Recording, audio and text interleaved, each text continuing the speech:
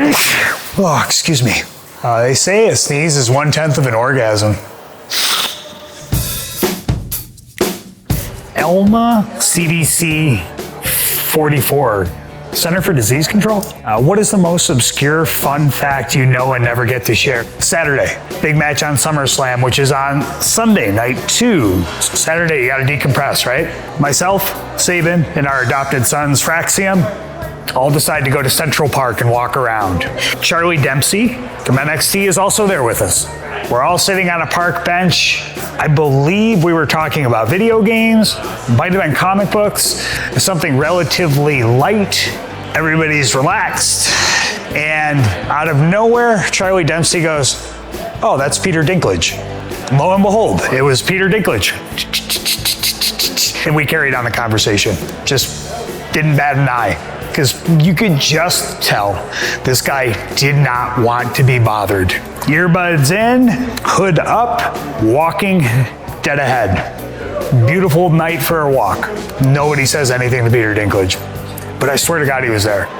I think that's pretty obscure.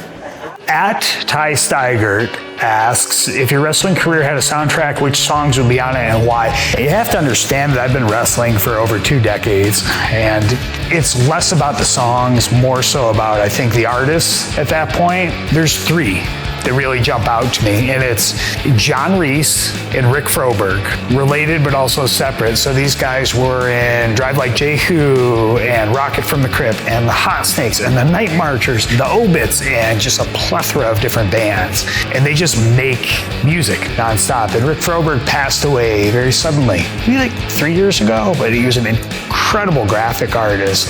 You should probably use this opportunity to get like some of that art, because man, it's really cool. And actually, I emailed him in 2014 and asked him to design me a shirt, and he was amenable to it, and I just never got back to him. Like, I don't want to say I blew him off, because who knows if he would have done it, but at the same time, I had contact with him, and I think that's pretty incredible post-mortem. For me, at least, the other musician is a guy named Nick Diamonds, and he's released solo stuff. He's been in a band called Islands, and I first heard him in 2005 when I was in 01 Max in a band called the Unicorns. And he's just a genius musician as far as shoegaze, indie pop goes. Those 3 though, like those are probably my KPIs for musicians. At the Krista Marie, what's your all-time favorite cereal? That's a loaded question. And I feel like we're going to get further in depth with that, because I'm going to be doing a special cereal segment going forward on our channel. At the same time, I got to give you an answer, right? So if I had to give you one off the top of my head right now, and it would change by the day, about a year or so ago, there was a Fruity Pebbles waffle cereal. And I just thought it was awesome.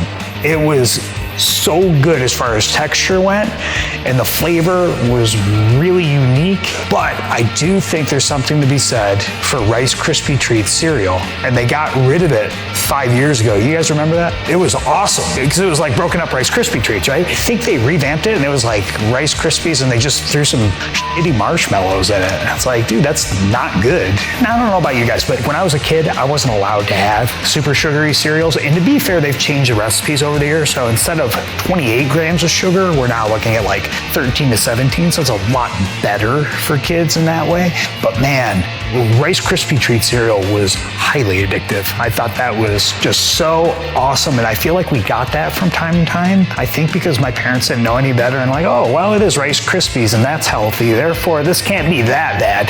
It's at least better than Count Chocula. Well, I don't know if it was or not. To you, Rice Krispie Treat cereal. Okay, that was another AMA. Thank you so much for the questions. We'll do more of these. Follow me at AlexShelley313 on Instagram.com.